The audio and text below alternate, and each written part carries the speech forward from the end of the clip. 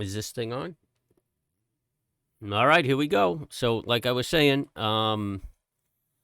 futures are up $20. We're looking at the daily right here for the S&P, and very negative momentum. We open up 20. We're about halfway on the bar. So really, you know, this is a give and take, man. Who knows? We'll probably go up and tag this 335 range, and then perhaps it'll turn around there. I mean, that's going to be the challenge, breaking through that 335 range. I would like to see an update. We sure can use it. Trending wise, we have we have 1, 2, 3, 4, 5, 6 days that we've made a lower low and a lower high. Really not very common that it does that. I mean, to go for a 7th day, I don't know. But yesterday, I really thought was going to just be a quiet day, and it was a rather aggressive sell-off. So we'll have to just see how that goes. But again, we're going to open up at about 20 points, which is not bad. It looks like it's holding. Could give all that back later in the day. It seems to be the trend. If we take a look at the 10-year, the 10-year is pushing up a little bit, but that's okay. I think it's going to make a lower high and then turn around and come down. And I am expecting a rally into the middle of the month, a market rally, not the 10-year rally, but the 10-year to sell off and the S&P to rally up into the middle of the month. It's what I'd like to see. Doesn't mean it's going to happen. Take a quick look at Apple on the daily. And again, another negative bar. And I think everything's just going to follow the market. And Apple is up 52 cents. So it's really right there. There's no entry. We could just hang out, watch it, see what it does. Arc Innovation. Is that what her name is? Innovation. I'm watching Kathy Wood's hedge fund. A lot of smart people out there looking to short it. I'm sure they did very well. I mean, they shorted it a long time ago. Had to pick up at least 30 points. But again, everything's just looking negative from yesterday's close. Bank of America Corp. I think that's a good buy right here. And it's putting in a double top. It'll trigger if it breaks below this low right here of 42.23. I wouldn't short it on that break, but if it does make that break, I would look for an entry and try to buy this thing cheap. And Disney, we love Disney. Buy it anywhere. I love Disney. Everybody loves Disney. Good long-term hold. These are just my views, not my financial recommendations to you. I don't know what everybody's program is, but this is how I see it. I would buy this anywhere. Looks like it's going to build a head and shoulders, actually, and then take a break to the upside. I like it. I like it a lot. I'm not going to look at Microsoft. Palladium. I told you how I feel about Palladium. I think once this whole recession program is over, Palladium is going to take off just from the car industry and the production of automobiles.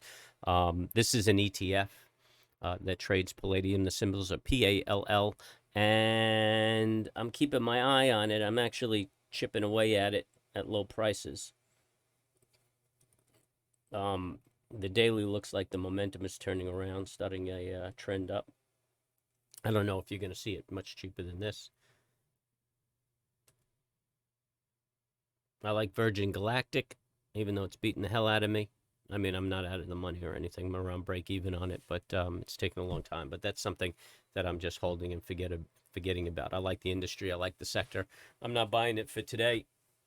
I'm buying it for the next 15 to 20 years. TBT, this is how you could play the bond prices. As interest rates rise, bond prices drop. TBT is an ETF that shorts bonds, and you can get involved with it right there.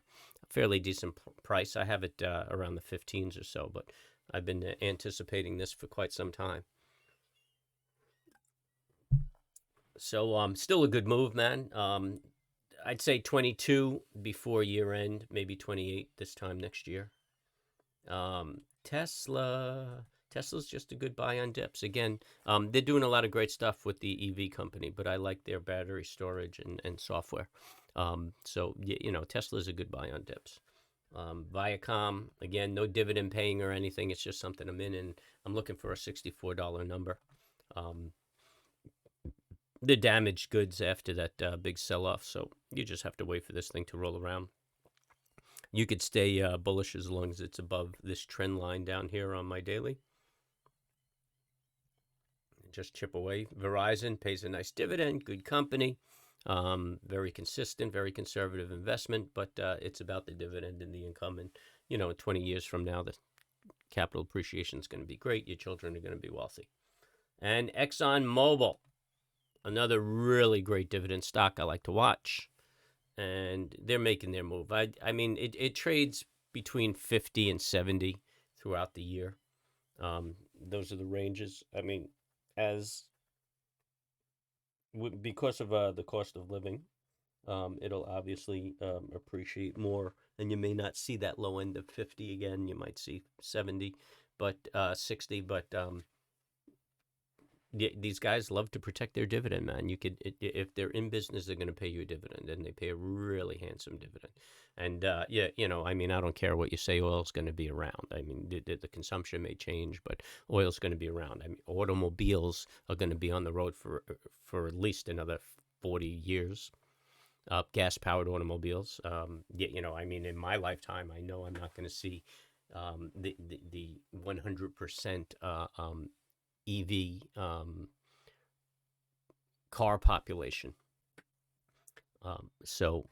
And petroleum is just one use of oil. I mean, it's in everything. Tires, I mean, plastics. So if we abolish plastics, I definitely would sell my ExxonMobil. Anyway, nice dividend. Looking at the free folk stuff, I mean, really, there's nothing to tell you here. This stuff is just following the market and getting beat up with the market.